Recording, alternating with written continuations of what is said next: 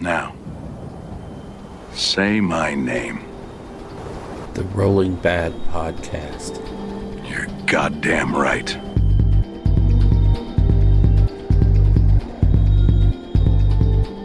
Welcome to the Rolling Bad Podcast, episode number 31. We're recording on August 5th, Oklahoma City, at the Slobberknocker GT. I'm your host, Elric. Wait, did you just mess up your own name? Yeah. I thought this is a pro outfit here. It's the cutting edge. This is how the sausage is made. That's awesome. This is why I was Living life on the edge. We can keep going. We can just do all this in one take. That's cool. You want to, Bill? Hook her up. All right. Yeah. I'm your host, Elric Edge. Joining me tonight are... Bill Costello. And James Tapia. And our special guest, Andrew Standiford. Scott Reed. And Tim O'Brien. And Julian Tapia. And, in memory... Well, I guess he's not dead. He's just gaming dead. Ryan Taylor. I got him in my he's back just pocket. dead to us. He's dead to us. Poor guy. Oh, we love you, Ryan. So, tonight's show is going to be a little different as we're recording live at the event. I'm not sure we're really going to do our normal topics. I don't know. Not really. The New Dawn, we actually didn't even see what came out today, but we pretty much know the General's Handbook is sort of due to drop for pre-order next week with pickups on the 19th, I believe. Yeah. Which happens to be the same day as the Rolling Bad Rumble. Yay. The main thing I'm excited for is the mass regiments coming in General's Handbook 2017, running 20-man units of Liberators. Gets me so hot. So, we won't be using it for the Rumble, except No. all the Iron Jaws rules. Yeah. Those will be in full effect. So Elric can actually play his army and not whine about it? Yeah. And then there was some 40K stuff. More 40K, Chaos Space Marines. Yeah, Grey Knights and... So they can dry their tears and now join the ranks of the people that have books. Chaos Space Marine players don't bitch, then their heads will explode. Yeah, exactly. And seeing the Knights of Titan. Yeah. What have we been up to in the hobby? Not much. You Guys both failed me in getting my Karajan Overlords ready. Hey, I got my army painted for the event. That's all that matters to me. Yeah. Yeah. I had to bring the Iron Jaws to the Slobberknocker. I actually made a mold. I didn't cast anything with it. Maybe you should pay James more, and he might get stuff done faster. You guys? No, not really. Just getting a brand new army ready because my Death Army died. Oh, I had to switch armies at the last minute. So I want to thank Ken Eubanks out here at Slobberknocker for letting me change armies at the last minute. Very cool of him to let me do that at the late hour that I did it. His army failed their death save. Yeah, they certainly did. They had a small fall from a great height episode. So yeah, but they're coming back together slowly but slowly. I was painting the car all the way up here. That is true. Painting some Iron Jaws. Yeah. My army's done, so that's all that mattered. Yeah.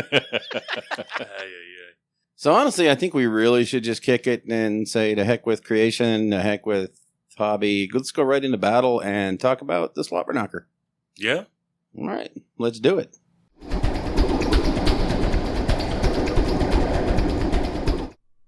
Hey folks, Bill with you. I just wanted to give you a quick warning. We were recording live in a hotel room there in Oklahoma City covering the Slobberknocker GT. So I had to filter out a bunch of air conditioner noises, but there was a lot of passing of the microphones going on. So there is some bumping, and one of us, I don't know who, was actually thumping the microphone. I tried to clean it up, but there is a little bit of dirty noise in this thing. So just fair warning. Overall, we had a great time at the Slobberknocker. It is an Aces event. It definitely fun time. Seriously recommend looking into it. And the results were pretty good, I think. So anyway, on with the podcast. So we're going to talk a little bit about the games we played so far today, day one of the tournament, and where we are in the standings going into day two. I've played 3 games. I was thinking of my first opponent, Bill. So I got to play against the literally unplayable Seraphon, which is actually a pretty cool list. It was all Saurus Cav, 2 dudes on Carnosaurs, a Troglodyte, and a Dreadsorian, my God. which was pretty awesome. Yeah, I'm not really up to date on the rules for all that stuff. So when he put the stuff on the table, I was thinking, awesome. Bunch of big monsters, Iron Jaws. Yeah. I'm going to go duff up the big things. Then I looked over their rules and I was like, oh, crap. It's like Godzilla on steroids. Yeah, I'm not sure I want to get down on that stuff. So the whole objective was just kill your opponent's general. Yeah. And he had one of his guys on the Carnosaurs as his general. Had my Maw Crusher as a general. It was pretty cagey. He was just as fast as me. I had a formation where the Cav was doing mortal wounds on the charge. Yeah, that's it was pretty good. Yeah. He charged a Dreadsorian into a unit of 10 brutes. He has 4 attacks that each do D6 damage. Did 16 wounds. Damn. Yeah, 5 brutes gone. Check, deleted. Yeah, and then he charged into the Maw Crusher, and I was like, oh no. Here we go, and he got 2 of them through. Rolled 3 wounds. Oh. Proceeded to kill a Dreadsorian, and then take off the rest of his army. It was swingy, man. It was pretty close. A lot of fun. Second game was against. Hold on. Oh, Crickets. it was against Zinch Demons. Yes, he played a multitudinous host and a warp flame formation. I don't remember what it's called. It was kind of a weird game because of the way the scenario played out. We'll all talk about how we interacted with that, but kind of made the games a bit of a non-game.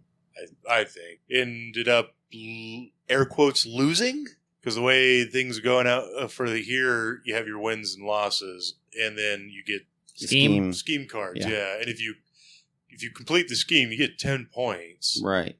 If you lose, you get 5. If you win, you get 15. So if you lose but still get your scheme, oh no, I'm sorry. If you win, If you lose and get your scheme, you get 15, which is a minor win or a win. Yeah, because he won but didn't get any. He didn't get his scheme, so Right. he got 10 points. I got 15. Yeah, he got a minor win. Yeah. That's what it was. Yeah, so technically I won the game, even though I lost the game. You won the war, but you lost the battle. Hey, whatever works. Whatever Yes. works. You're just looking for the hardware, right? Yeah, he got into a land war in Asia. Yeah. So, With Iron Jaws. yeah, so technically I pulled out a win there. Yeah. And game 3, I played my standard game 3 opponent at GT's apparently, which is Jules. So, snakes galore, and he won. So I heard the Maw Crusher was the series of an unfortunate event in this game. yeah, he rolled a 1 charging over deadly terrain. But what was the deadly terrain? A lava, like a volcano? And you could say it erupted as he tried to travel over it? No, he rolled a 1 and died charging over deadly terrain. It sucked. So yeah, that's where I'm at after day 1. 2 wins and a loss. Although one of the wins was a loss, it's still But a win. I'll take it. It counts, doesn't it? So Yeah, and tomorrow I'll be going up against our buddy Randy nice. from up in Denver, Colorado. who is also playing literally unplayable Seraphon. Don't worry, my dice will help him beat you. So, Sweet. Bill, where are you at? So I actually brought a Beastclaw Raiders army because it was the most easily transportable thing I had.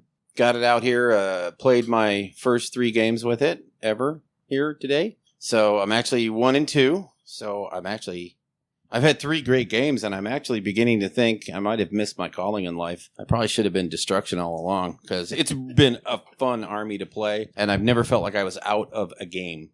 Really, even the last game that I won, I actually thought I was the most out of it until I pulled out the win. So, but I did get the opportunity to play world-renowned Sylvaneth player Tyler Emerson from the Scrubby and Wells podcast on my first game ever, which, as I told him, I thought was a really good thing because, we've known each other for a while now and we could sort of take it easy and figure out my rules without having to feel like I was, letting down a real person. Sorry, Tyler. But, yeah, that was an interesting game. I don't see anything really wrong with Sylvaneth. They're pretty easy to kill overall. So, Yeah. Yeah, nothing but a bag of chips. No, Tyler actually kicked my butt. So, Yeah. but he tricked me into letting him win or something like that. Yeah. Psychological warfare? Yeah, he did. He tricked me into. Well, it came to a point where he had my general on the ropes, and Durthu was ready to, hack his head off, and he's like, "No, I'm not going to attack with him." So I'm like, "Well, fine, I'll attack you," and I killed Durthu, and only to find out that was his special scheme card that got him even more points. Yay! So he didn't give you the D. No. So, and then in my next game, I played Zach with his. Oh dear God, what did he play? Well, he had this other army that I played. And, Iron Jaws. Was he Iron Jaws? Oh. No, Levi had played Iron Jaws in the third game. That was the one I barely eked out a win just by points. Zach was playing Chaos. Yes, he was playing Chaos Bloodbound. It was the second scenario, which there was two different ways of going about that scenario, and it's you have to read the pack to see how the scenario goes. It was definitely different, and we both approached it kind of the same way, which meant we had very limited guys on the field. We actually wrapped the game up. We finished turn 5 with about 45 minutes to go. So it was a good game, though. We had a grand time. He just eked out the win on that one, which was cool. And then I played Levi with his Iron Jaws and barely eked out a win on that one. But it's all good games, great games. I like the way the scenarios have been tweaked a little bit so that they're not just the standard stuff. Schemes add a little flavor. Tomorrow morning, I will play, I don't know, some poser from California. I don't know. Oh, I'm sorry. He's right here. Scott, hi. The infamous Scott Reed from the Ninth Realm podcast. Another celebrity podcast. So, James, your games? My games. First round, I played John. He had some Dwarden and Hurricanum. The Luminarch. Yeah, or Luminarch, sorry. Yeah. That thing. But I think it was nicely painted. I actually liked it. It was a little hard because that scenario, since my general was a monster, he got. Oh, you couldn't hide. Huh? He couldn't hide, but he had +1 to his save, +3 wounds, ignoring rend 1. No mortal wounds? No mortal wounds? No, I killed his Luminarch turn 1, and then after that, he didn't have anything in the army that could. Oh, it was hard for him. Yeah, it was hard for him. Yeah. And then I think his scenario, his scheme, and my scheme both revolved around the chicken dying. So I had to keep mine alive. He had to kill me, and that was plus the mission. So it was all the eggs in one basket. Yeah. And then round 2, I played our special guest, Tim. Well, you're running Bloodbound? That's right. You saw it in its blue glory. I actually liked it. He had it's like Bloodbound with traditional red and gold with some blue skin. That's right. Yeah, it's pretty sweet. Oh, you know who would probably like that is Chad. Oh, yeah. Yeah. The Southwest Cincinnati Chad. He's not a big fan Southwest of Pittsburgh guy? Yeah, he's not a big fan of like the standard red and brass corn. You're coming down from the north and yeah. all blue. I actually really liked your army. I mean, a lot of great conversions in it. Thanks, man. So yeah, we had that scenario was that was the one you were talking about. Yeah. Maybe we'll talk about that one after. Yeah, we'll touch on it. It's interesting. And then round 3, I played Andrew. Big surprise. That's my round 3 opponent. Yeah. Yay! There you go. See, you guys don't actually play each other a lot, though, do you? It's not like we don't play each other. Hey, LVO, we didn't play, and I was That's right. first. It was a first. I was able to get him down to a minor win, and we both got our schemes. So 5 points behind him. I'm gonna submarine that. Come back up at the top at the end. I was slow played. Damn it! Yes, that is the rolling bad meta. Yeah. He slow played me. And then I think tomorrow I'm playing your round 1 opponent with the Seraphon. Oh yeah. Yeah, that's right. Yeah. So. Yeah, Looking he forward should to have that. fun with an army that doesn't care about bravery. So, my game 1, I ended up facing the same person I faced round 3 of the last Slobberknocker, Scott Sproles. There are only 2 Stormcast armies at the Slobberknocker, and I ended up facing the other one, who happens to also be Tempest Lords. Yay! Copycats. Literally, as like Dice Down is called, I killed his general on the last turn, on turn 3. Because he's just learning the army, but it's understandable. It's a very difficult army. But pulled out a major win in that one, killing his general and having mine basically just kind of roam around the table. Round 2, I ended up facing against what Bill called the fabled, world-renowned Sylvaneth player, Tyler Emerson. So going into that one, I know that I'm facing Sylvaneth, and after 8 months of James shoving that stuff down my throat, You're welcome. I believe I'm the most experienced anti-Sylvaneth player out there, at least for Stormcast, and I know exactly what I should do. And it was put him on the ropes early on. He got it in his head about the whole army, and ended top of turn 1. I got a double turn. Kind of blast him with the Prime, some Zero's power, and some Dracoth Breath, and lots of mortal wounds, because Sylvaneth are susceptible to mortal wounds. And pulled out a major victory in my secondary in both the first and second game. And then my third game, I ended up facing... Oh, yeah, that's right, James. Yes, James. I get to play James again, like I do in every event, except for LVO, which I was very happy. But hey, I pulled out a minor win, even despite being okay. I wasn't really slow played, but yeah, it was a good game, solid. Got some good rolls. Got priority, which really helped me on several turns. All of the turns. You won all priority. I needed one, and I had to have a chance. Nope. But yeah, turn 3, if you'd gotten priority, it definitely would have turned the game to be a lot closer. Turn 4, if you'd gotten the priority, there would have been a chance you actually would have won the overall game. But ended up just killing everything but the pink horrors and some brimstones. Had about half my army left, even though it doesn't look like it. My army just, little models here and there. Very MSU, like the way I like to play. But so far, 3-0. Barely edging out our other Rolling Bad crew member, Jules, who I look forward to playing in round 4 tomorrow morning. It's me and you, kiddo. How do you feel? I'm excited to play with you. You taking tips from your dad? Is that it? No. He wants to win. Oh, so he doesn't follow tips from his dad. So one of the two is going to beat me up. I don't know. So my first round I played Seraphon. The person that I played, he made the mistake to charge his general into my snakes. He thought he was going to do more damage, but I just killed... I can see that. I just killed his general, and then... So I won that scenario. I did not get my scheme off that game. And then for round 2, I played against Scott, and he had Destruction. I won that game also. It was the one where there's 10 objectives on the board. We both had 5, and we chose where to put the objectives. And he almost got I think he needed to get 2 on my top right corner of the board, and then he would have won. But I managed to get my snakes and my Morngol over there and get it. So you're saying Scott came up a little bit short? Yeah. Hey. I'm not short. No, you just came up short. So I also won that game. And then round 3, I played against Elric. And that was the one where you choose one terrain piece and you have on your side of the board, and you have to keep that one for the rest of the game. And Elric was charging his Maw Crusher? Maw Crusher, and he charged it over a deadly piece of terrain and rolled a 1.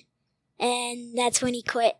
And I won. So first it turned inside out, and then it exploded. So the important part about this is, how old are you, Jules? 12. So you're saying a 12-year-old beat Elric, the host of the Rolling Bad, again? Yeah. Again. Uh-huh. He was just being nice. He's a kid. Yeah, he was easing up on him, giving him a chance. Exactly. Because Iron Jaws are literally unplayable. Hey, now, they're not unplayable. I play them all the time. Wait, that's true. Bill doesn't play them. That's true. Yeah. And then tomorrow morning, I'm playing against Andrew. So looking forward to this game. Good old snakes. Nothing beats snakes. All right. So, well, I'd like to start by saying, winning isn't everything. You don't have to win. Winning's not what makes a good player. Thank you, No Scott. Tiger I blood? appreciate No, that. no Tiger blood? Huh? What? I don't understand what Charlie you're talking Sheen? about. Winning. No, it's how you play, not whether or not you win or lose. And, my first game, I had a minor loss against some Khorne player. We had to kill the general. I made Khorne general run away, and, then he played it out and killed enough guys that he got a minor out of that. Second game was a major. Jules managed to stop me from running off with 6 of the tokens to win.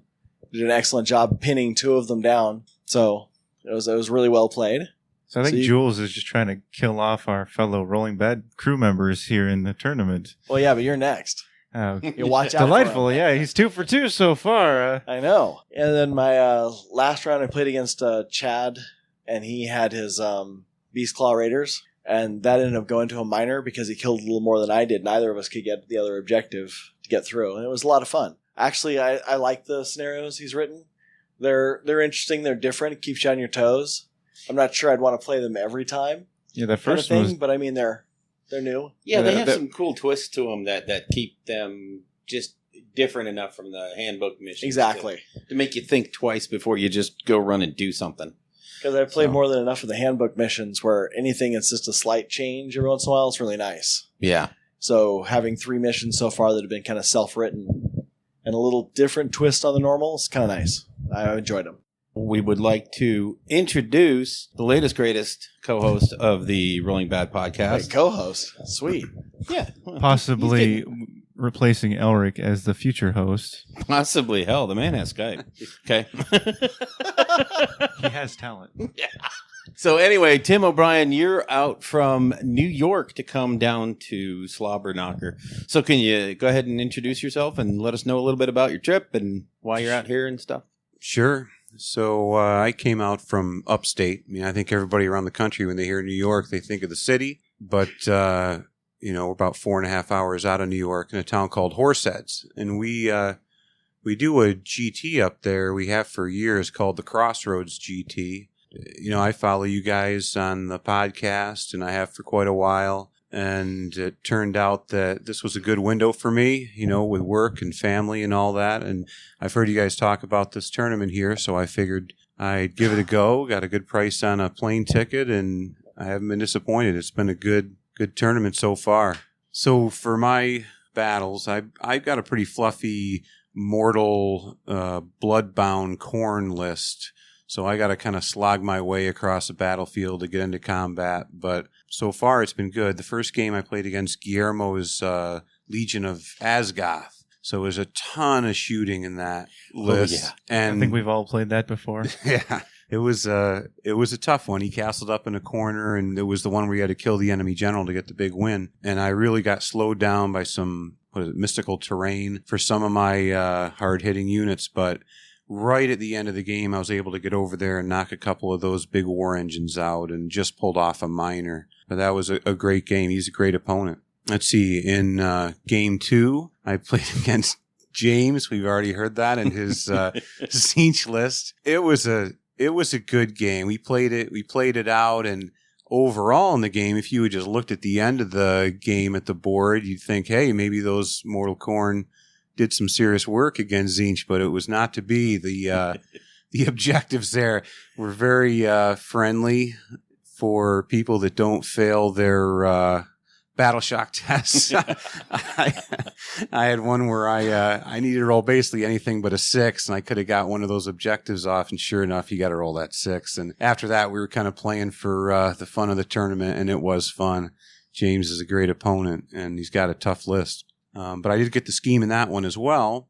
So that was a loss with the scheme, which again, 15 points. It kind of keeps you in the running there. Got me to my third game, and I played against Tyler in those Sylvaneth. Yeah, so I think we're passing him around like, I'm sorry. Yeah.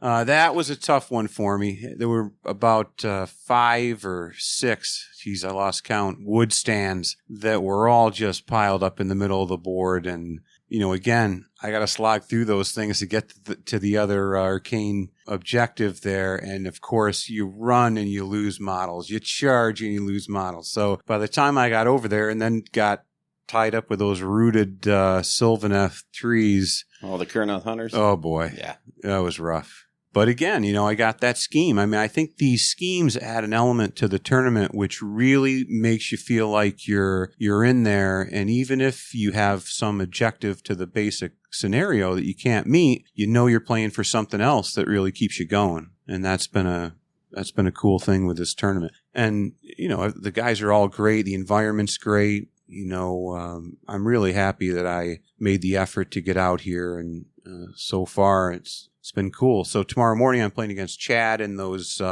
Beast Claw Raiders again. I'm looking forward to that. So yeah, it's been cool. Awesome. So is that everybody's games? I believe so. Yeah. So what are we looking at overall? I mean, what do we think about the event as a whole? I know one thing I've noticed from the get-go, with the exception of the very first game, everything has started on time. There's been no real major hiccups anywhere that I saw. Yeah. And we're actually in a room where the 40K is being played in one section and AOS is being played on the other section. And I mean, I think it's been going off pretty well. Oh, yeah. And I really like this venue. It's just something about it. It's like real comfortable. Yeah. The atmosphere is really like friendly. Like you just kind of feel like you kind of belong here. Yeah. And you just enjoy the company of all the people that surround you. You don't get that kind of vibe that discourages you at all. So yeah, well, it's a pretty good sized event without feeling like you're going to get lost in the shuffle. Like, an event like the LVO or something like that is just so, I mean, it's, a great event, but it's so massive, when you have hundreds and hundreds of people that sometimes, I don't know, it just feels like, I don't know, it's kind of hard to explain. Is it inviting here because it's a smaller room and there's beer? Well, yeah, the beer helps. But I mean, there's, probably 60, 70 people in that room in there. Yeah. And it doesn't feel overcrowded. But it just feels comfortable. Like, I don't know, for some reason I really like this place. It's not like chaotic relaxing at all. Yeah. So it's been fun.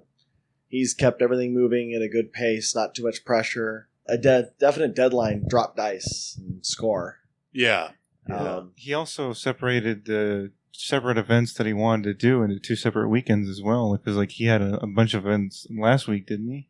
Yeah, Blood Bowl, Kings of War, and something else. I don't remember. Yeah, he had mentioned last year it was just a whole lot of people and a whole lot of things going all at once. It was really hard to organize, so he thought he'd try to split it. Yeah, and I think it worked. I mean, this is a really comfortable pace for the games.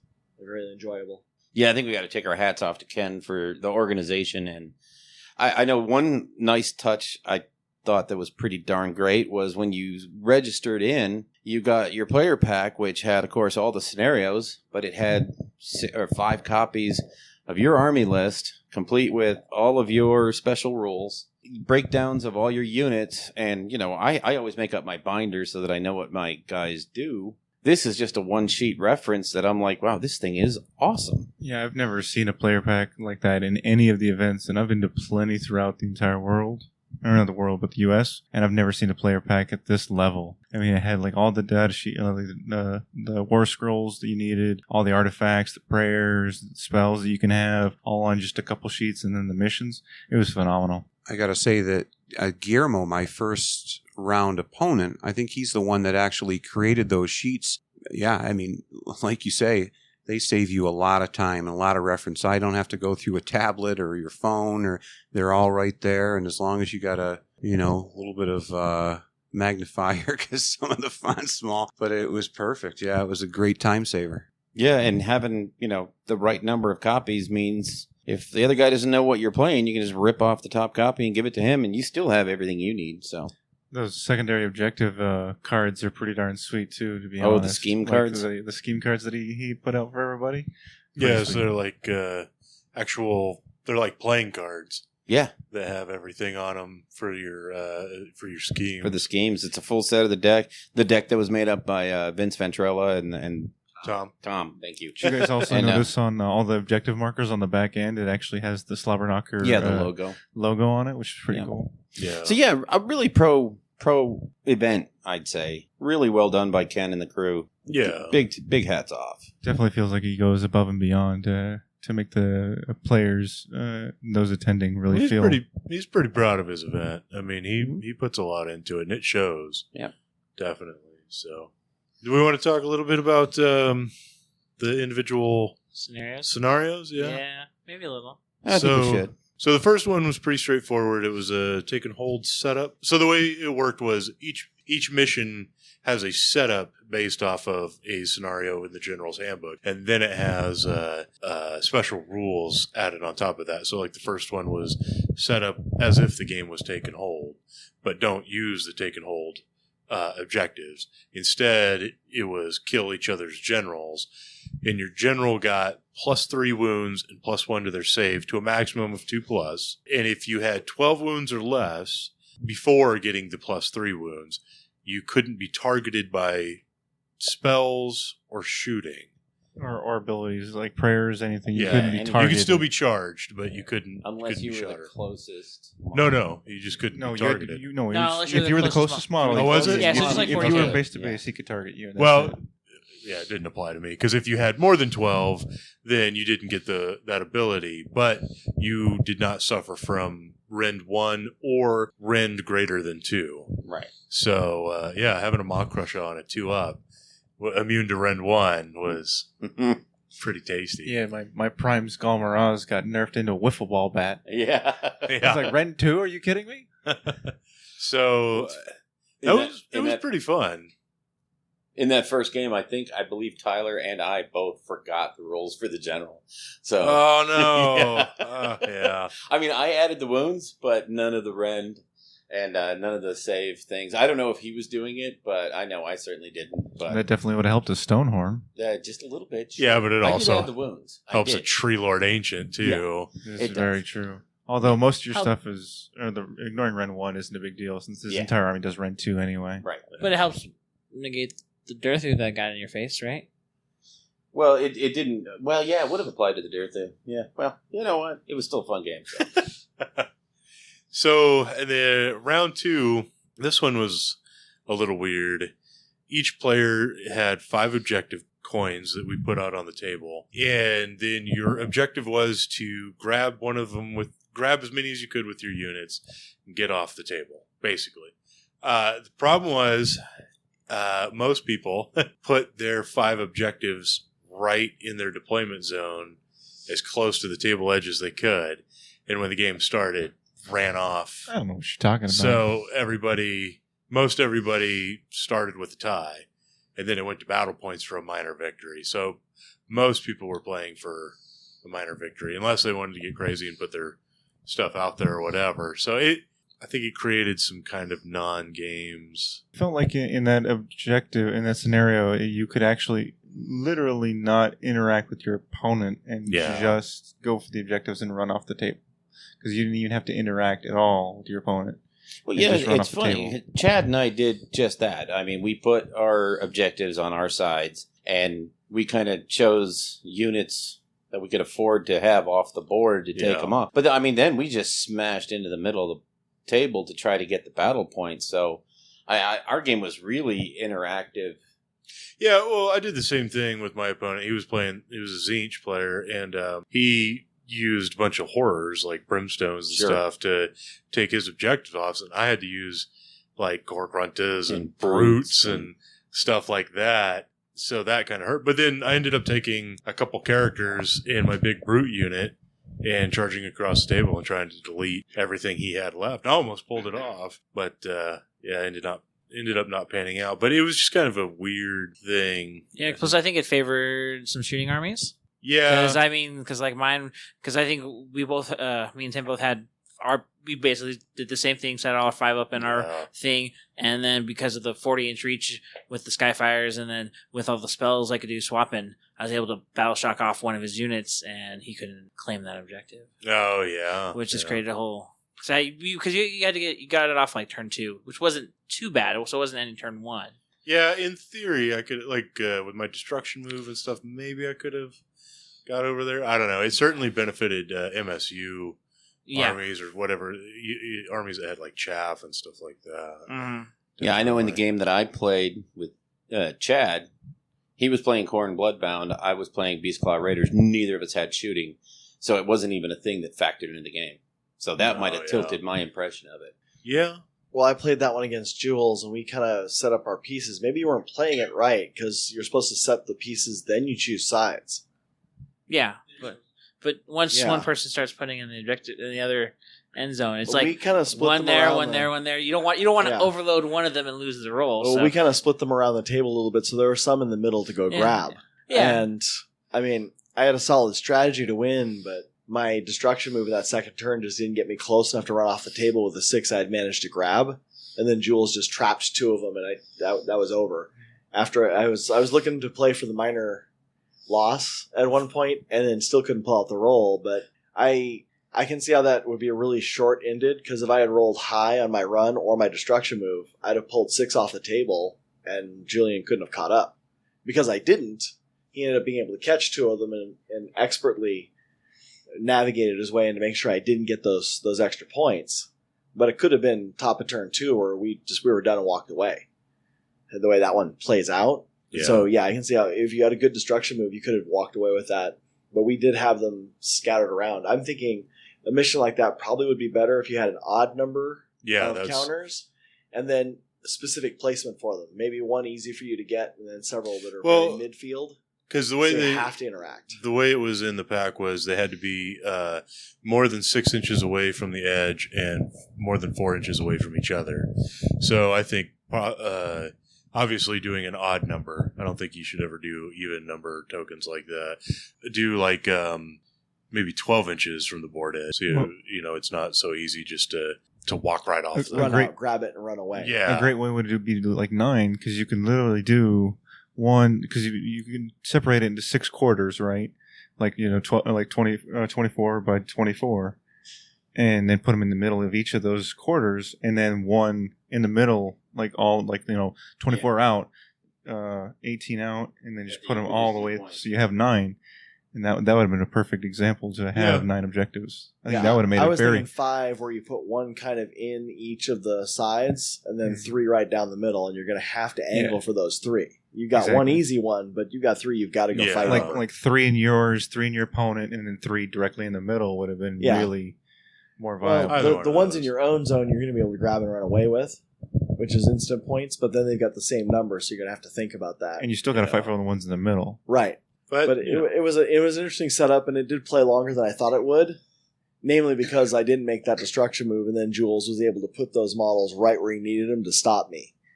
So that combination that dragged the game out longer than I thought, because it literally was, if I had rolled high on my destruction move, it would have been over at the bottom.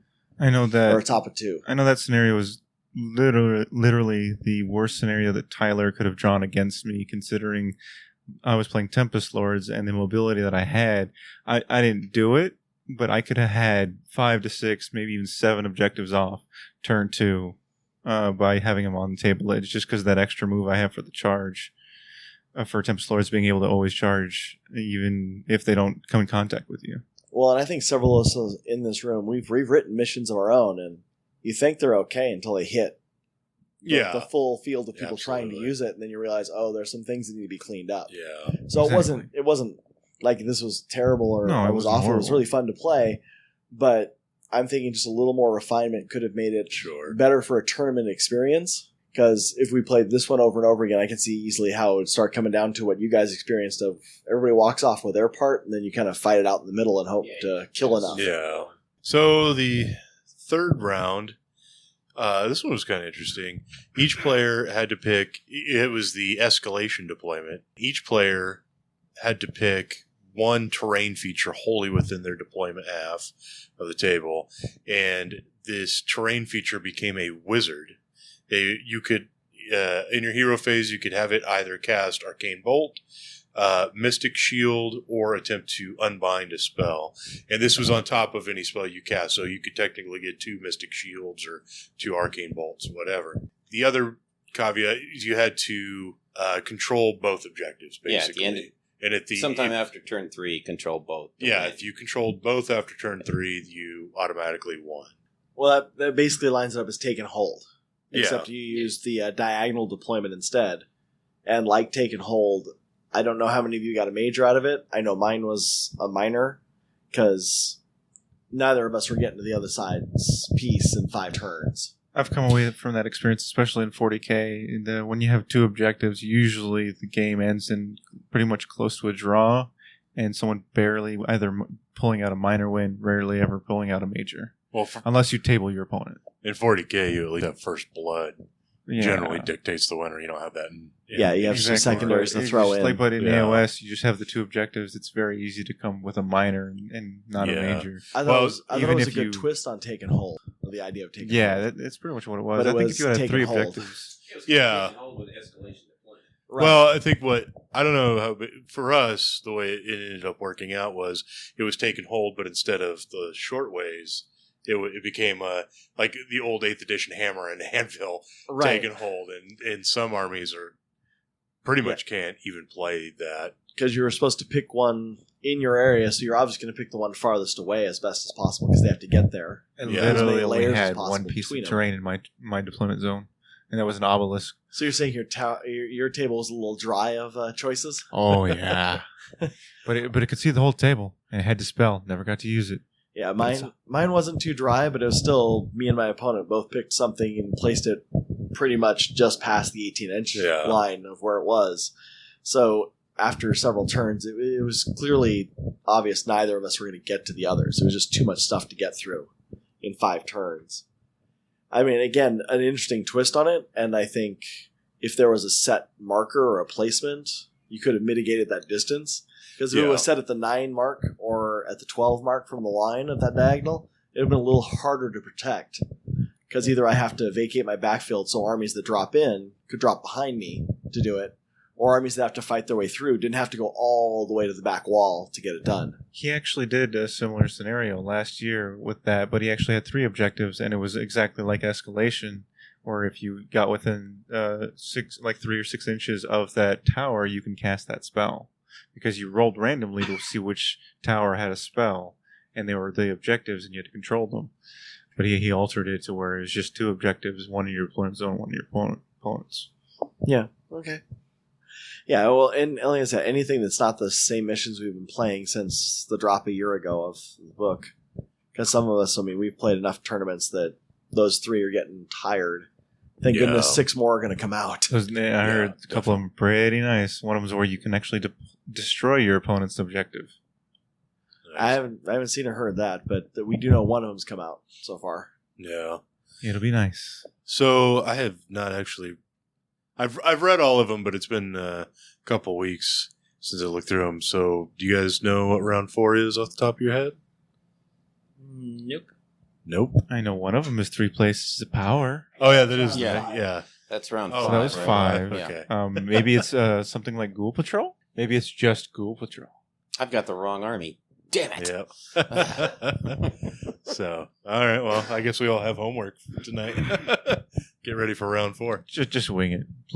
Jules will just wing it and beat me. It's all right. And remember what we always say, kids. Read your tournament packs. Right? Hey, Elric, Read it. your we rules. did read it. I just can't I remember. just don't remember. Yeah, off the top of my head. We have slept and drank since then, so Yeah. come on. What are your objectives and what do they do? Well, yeah, I think that's pretty much it. Yeah, I just wanted to add, I didn't get a chance to say this when I was talking about coming out here from upstate New York, but what you guys are doing here is something I hope you understand. You know, you're reaching out to all these parts of the country and the world, really, and, you know, it's like a web. You know, you're bringing groups together and you're getting interest in this tournament that wasn't your tournament, it wasn't my tournament, but hearing about it and hearing you guys talk about it gets people interested, and it builds. You know, you can just feel it building. And in the Northeast, we really fractured a lot with the changeover, and a lot of people are doing Kings of War, and there was some Malifaux and Ninth Age, but Age of Sigmar is really building again, and so you guys are a big part of that in your way of keeping people interested and listening while they're painting, and you know, feeling connected to somebody all the way across the country. And it's been a pleasure to meet you guys, and you know, I did just want to say that thanks a lot for sharing your gaming lives and your gaming community with the rest of the country. Yeah, you're making Bill polite. Yeah, I'm gonna cry, man. He's getting all weepy. No, actually, I do appreciate that because it is true. I mean, Scott is with the Ninth Realm podcast. They reach a lot of people. Of course, Tyler Emerson's here. Of course, Tyler Emerson is here, and he has the Scrubby and Wells podcast. He reaches a lot of people. We reach, 14 plus our moms. So, you know. My mom downloads it twice. Yeah. To give us a number. Wait, she'll actually know your download wife yours? does. She ignores mine. So, yeah, I mean, it does. It makes you feel better to know that what you're doing actually matters to people out there. So that's kind of cool. I like that. Thank Well, you. and I'd like to say, I mean, along with that, if you're in a community where nothing's happening, start organizing things. I mean, I do live in a metropolis, but when everything changed, there was nothing going on. And then there's 2 or 3 of us saying somebody should do something. I put my toe in the water, ran an event with 6 people. 3 months later, ran an event with 8 people. And 2 years down the road, I've run a GT with 32 people locally and regularly get 20 people up and down from the coast from where I am. Just get started. Try. No matter where you are, no matter how big the community, talk about it, get people interested, put things out there, contact podcasts you listen to. A lot of them are going to want to talk about your event, particularly if it's close by, particularly if you're doing it in advance. Getting it to us. A lot of us record and like 2 weeks later post it, or we'll do it a week later. But if you get in touch with us a month in advance, you get free advertising. We all want to see this succeed. Absolutely. So, step up, start an event. I mean, you don't have to get as crazy as I am. I put my toe in the water and all of a sudden I'm the guy running things in most of San Diego, but you don't have to be that guy. But if you run one thing and somebody else may pick up the stick after that and go farther, be the guy who starts something and gets everybody else going. Or just throws a stick and sees what dog brings it back. No, I was the dog that brought it back, which is why I'm running a 32-man event and all the other ones. And then LVO. And SoCal Open, LVO, I'm running both of those. But that's because of placement and timing and I guess the willingness to be punished, I guess, over and over again. But leaving that aside, I mean, just put your toe in there and give it a shot. You'll be surprised how many people are dying to find some place to play. We have people show up all the time at our stores who are like, I didn't know anybody was playing. And, we're out here talking about it. Just go look. But if you constantly run it and you're constantly there, you're going to find the right audience, and those people are going to come and play. That people buy the models. They want to play. They just need to find the guy who tells them where to do it. Or gal. So I think that's pretty much where we'll wrap it up. Yeah, it's going to be a slightly shorter podcast, but, it's where we're at. We're in a hotel room in Oklahoma City. So Yeah. doesn't lend well to keeping up with all the current events. But at least this is our tournament show, and as the tournament podcast of the United States. What? Huh? Yeah, no. Yeah. Oh, okay. No, I didn't know that. We're like the Russ Veal of America. Sure. Yeah. Okay. Yeah. Facehammer of... Thanks for having me on then. Sure. I feel humbled now. I'm glad Well, we could... I mean, if Russ and Veal small. was drunk in a gutter, that would be, Yeah, wait. I have only had like 7 drinks today. There's no way I'm no, I wasn't saying anything. No, I didn't mean it that Not way. me? Yeah, no. Are you sure? So stay tuned, and on our next episode, we'll let everybody know how Day 2 wrapped up for us and how Andrew walked away with the tournament. hardware. Best general, at least. Best general again. I don't know. I think, hey, whoa. No. I'm going best overall unless Jules takes it all. There you go. Maybe I'll just throw it. Maybe I'll just throw it and let Jules do it. Huh? Did you think about that? Jules can beat you. Jules can beat you. Jules got full pain. Now, girls, you're both pretty. I know, right? We love thank you you. both the same. It's my long flowing God. locks, as Ryan would say, the most beautiful lesbian he knows. Yeah, there you go. Yeah, just one last thanks to Ken Eubanks for doing the whole thing. It's been a great show so far. Don't see any reason tomorrow won't be great. And next year, if you hear about Slobberknocker GT, you might want to get your ticket because it's a thing and it's growing. Thanks again, guys. You guys are doing a great job with us. Thanks, Tim, and thanks for coming all the way out from New York and then joining us for this, this show. Impromptu. Hey guys, Bill Costello with you again. I just wanted to let you know that we're going to be falling off our normal 2-week schedule with the next podcast. I've had some unforeseen events come up, and I'm having to do some travel here in the next day. It's going to prevent us from recording for the next couple of weeks. So our next podcast will probably be a month out. In that one, we'll cover most likely the Rolling Bad Rumble, which will have finished up by then. So rather than keep you in suspense, I'd like to let you know about the results of Slobberknocker GT. Overall winner was Andrew Standiford, so that was pretty awesome. Tyler Emerson came in second with his Sylvaneth army, took Best General. Julian Tapia, our 12-year-old clubmate, took third overall, so well done to him. His dad, James Tapia, came in fourth overall, but he also won Best Painted. Elric and I finished a little bit lower. I was in the bottom 3. I think Elric was around 7th or 8th. Don't quote me on that, but he did pretty well. Want to send a special thanks out to Tim O'Brien out there in New York, not just for coming on the podcast with us, but also I played him in the final round and had to be one of the best games of AOS I've had to date. Just a great time, great guy.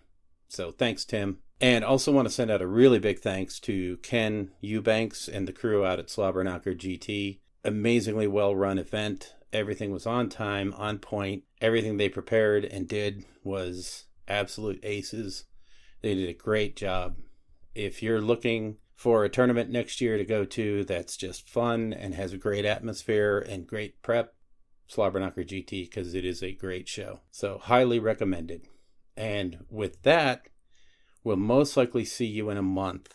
There may be an opportunity to slip something in on our normal schedule, but I'm not sure I'll be able to edit it in time. So take care, guys, and thanks and apologies for the slight delay or long delay in the next podcast. Take care.